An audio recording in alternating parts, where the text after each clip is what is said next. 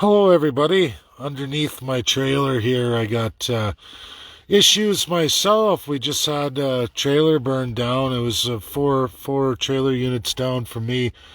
Not entirely, but it I guess the undercarriage is burnt pretty good. And I suspect, we don't know yet, but I would suspect it's probably the heat tracing, the heat tape on pipes, just to show everybody what it's like to be in Alberta. BC doesn't have this kind of scenario, and it's kind of odd that Alberta would be like this in our harsh winter climate. You know, for those watching, we're in the deep freeze right now in Alberta. It'll be like this for a couple months. And there's all that action yesterday. You know, I get up my morning shower, have a shower, and of course the tub fills up, which it shouldn't. It should drain. And unfortunately, that's a true sign that my PCV pipe is frozen on the drain. And that means the heat tape didn't work. So I'm going to give you guys a little tour underneath my trailer and kind of show you what living like in Alberta is. And it's not good. Not good legislatively. And a lot of trailer owners, mobile home owners, they complain, but governments don't change nothing, and you kind of buyer remorse after the fact. But I'm going to switch the camera now and give you guys a little tour. So this is underneath my trailer. We sit on dirt. We sit on dirt in Alberta. They just put blocks. I don't know how much everybody can see. Pretty dark. But my trailer sits on blocks. You got to have screw jacks adjust, which I do at some points here. And but what I did when I bought this place is, although it's all decrepit and broken, going back here, you can't really see too much. I'd have to get a flashlight. But I built well, you can kind of see it right here. See that? I built a wood skid and pallet, and underneath it's all insulated as you go back. And of course, you see the pink insulation here, wall insulation. I built what I call a thermo box. I went up into the floor of my trailer. I built out of the thermos, out of the centralized heat. As you see, it's nice for me. I put my hand here and the heat's just pouring through here, but I've got a fracture here. I had the part come in this November season. They came in and they wanted to replace my water meter, and of course the box got damaged. I'm not blaming whatever. It's just part of the parcel and process. But back there, way back there in the box that opens up into the trailer, and of course it comes down right to this skid that's cut around the water drain and supply lines. And I have it all insulated, so my central heat, which I feel right now, don't know if you guys can hear that hum, but heater's blowing right through. It's nice. I got this crack that has to be fixed, because right here, this is my main water line up into my trailer, and you can see the heat tape on it. Unfortunately, when I feel this, it's dead cold, so it doesn't work. I mean, it's great because my central heat comes through. This should be closed off right here, but generally this is a square box, all insulated. My central heat runs right through, and I have that coil right there that I'm pointing at where the crack is here. That's from my dryer. That's the dryer line. Comes out over here. And on the outside, you can see I've insulated everything. There's the other half of the box behind, and I keep it all insulated. The heat goes through. But what's happened here as I scroll down, that's my PCV pipe. The general drain throughout the entire trailer normally works well. We're going to get into this block. I got space heater here, my tuck tape, and my X-Acto knife for what we're going to work on. And over here on this thermo insulation I put down, where that cord sits so it never goes in the dirt or water, that's where that stays. And of course I'm all plugged in here, but both lines powered, both lines don't work, they failed. And now I'm going to crawl on my belly. Here's our problem right here. That's 1.5-inch line, or 2.5-inch line. There's a 4-inch drain. Generally that's for the whole bathroom. And of course the tub, the part that's facing me that I got wrapped in black, where that heat tape goes in, That's like a 45 on top of a 90. I know you guys can't see it. When I say 90 or 45, we're talking degrees of curvature on a 2.5 inch drain pipe. And it's been nothing but problems since I moved in. And of course, so you get heat tape, wrapped all that. It's been pretty good. Every now and then you go through it. But 1 year later, and here it is, failed again when I needed it most.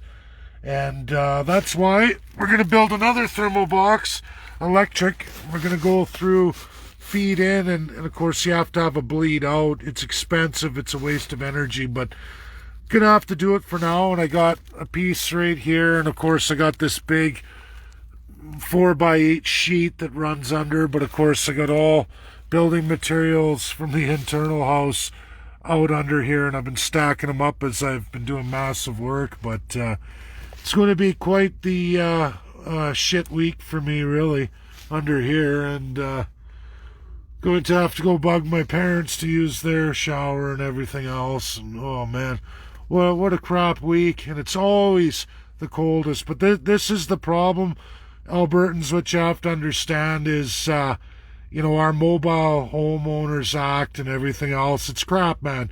There's no way in this climate you should be on dirt.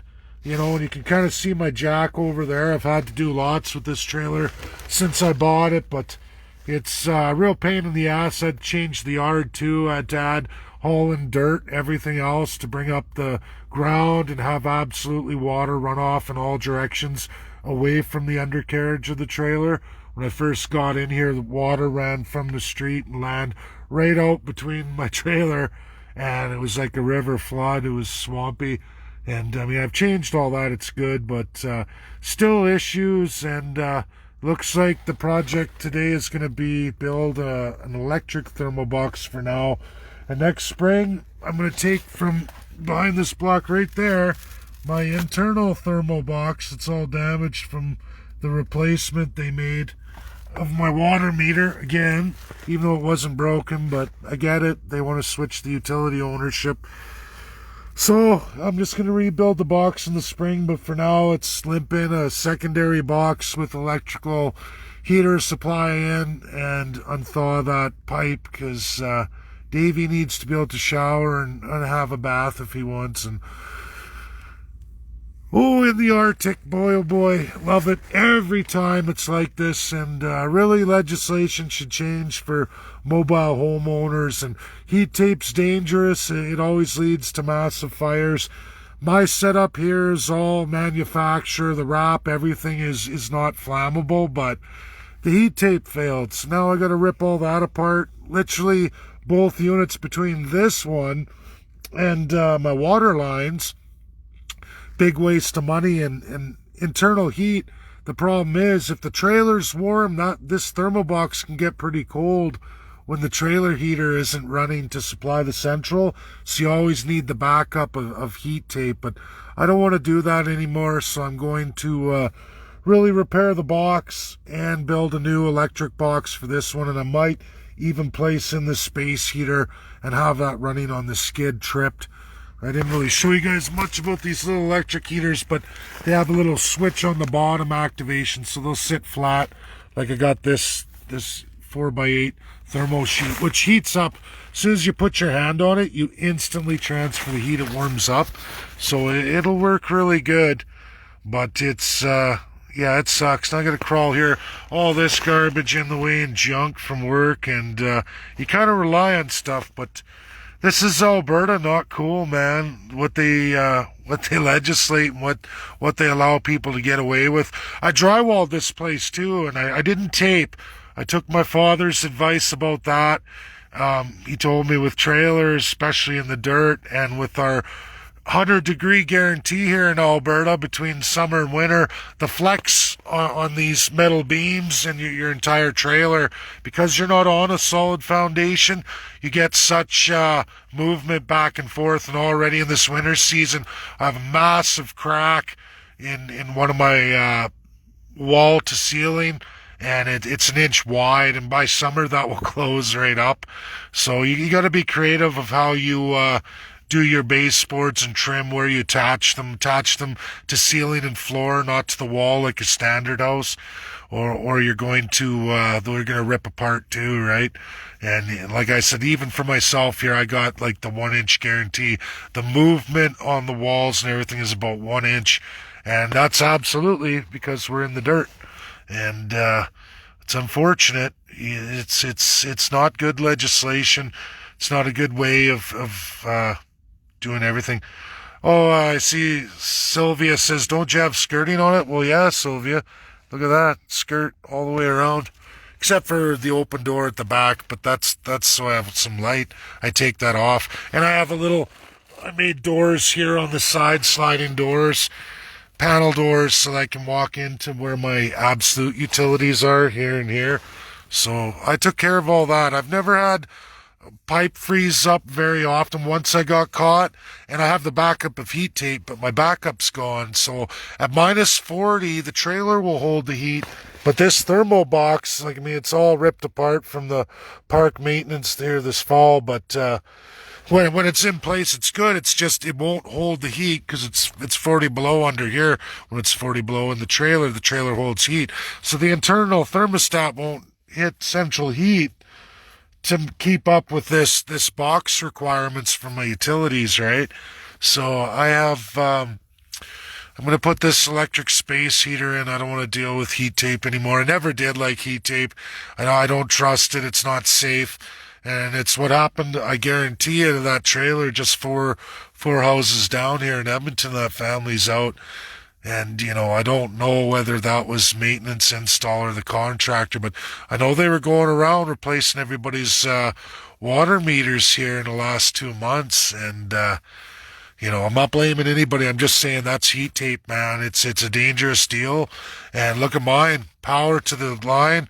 Heat tape don't work. And I make sure nothing's going to arc out. Like I'm sitting here on absolutely not conductive. The same with the wood box, but who knows, man? I don't trust any of this crap. It's not a good idea. So this is my work project. I'll keep you guys up to date in the next couple days as I get this all thermo insulated in and show you. And any other mobile homeowners that want to watch, it'll be kind of a how-to yourself, that you don't have to rely on plumbers and everything else, because it's just going to cost you year after year literally hundreds and hundreds of dollars. Like I'm already out in heat tape and time, probably $300 here, and what good is it? It fucking shit the bed as soon as we get a major transition. And it's really right in the orange plug there. I know you can't really see here, I'll wiggle it, but you see that block of orange there? There's my finger.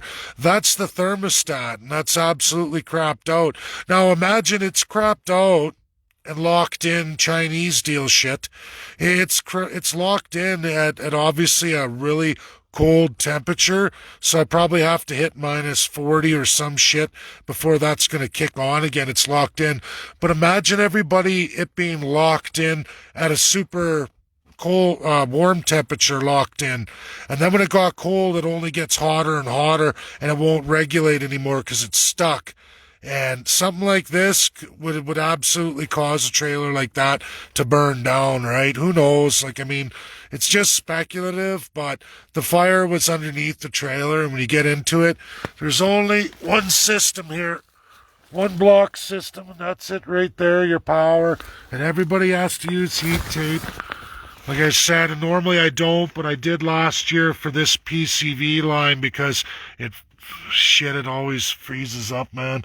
And it was all good with the heat tape. It keeps it clear, but she crapped out. Now I got to pay the piper again. So thermal box it is. It's been a great workings for my water line supply. So I've never froze water lines. Another thing I'll tell all mobile homeowners: get out of the business of running your water lines underneath your trailer, like in the, I forget what they call it. It's not skirt, it's the thermal wrap underneath the trailer, right? And I've got deals here where I put in more of this thermal for specific utilities, right? But generally you get that I forget what it's called, drooping blanket. What do they call that? Anyhow, whatever. It's where everybody's water lines are. Don't do that. run your water lines. Like, I only have one underneath my trailer in that box. I have the one 3 feet of water line from the ground supply, and that's it. Everything else in my trailer, I absolutely ran along the walls and the baseboards, everybody. That's the only way in Alberta's climate to be absolutely bladder. Thanks, Sylvia. Sylvia must be a mobile home owner, or at one time was. But yeah, the bladder. And I still wouldn't run water lines, Sylvia, under the bladder, or which trailers standardly come through that, everybody. But I'll tell you right now, take it from a tradesman. I got quite the life in plumbing, and I don't have a ticket, but you know what? I'm a welder and a boilermaker, pipe fitter, plumber, all of it, do-it-yourselfer. And I'll tell you right now, it's the best thing to do for mobile homes in skirting situation, I don't care what they say, is run them in the walls, get that water line up into your trailer through the floor, and that's to the water tank. From the water tank, run all your water lines inside the trailer. Run them along the walls at the ground level. And, I guess there's the fear of rupture. You'll wreck your floors. But you know what? You run them underneath. You take your chances too. And depending on just how cold it can get, I wouldn't trust anything for minus 40 over. So anyways, that's my video. This isn't really political, more do-it-yourself or stuff. Gets kind of different from my usual, but boy, I hate winter and I hate trailers for this crap. But that's what I'm going to be working on here for the next couple days, everybody. Show you how it all comes out in the end. Thanks. Bye now. At one time, Sylvia says, yeah, excellent. I'll catch up on comments, guys. Don't have my glasses. It's pretty tough to... Yeah, okay. Bye now.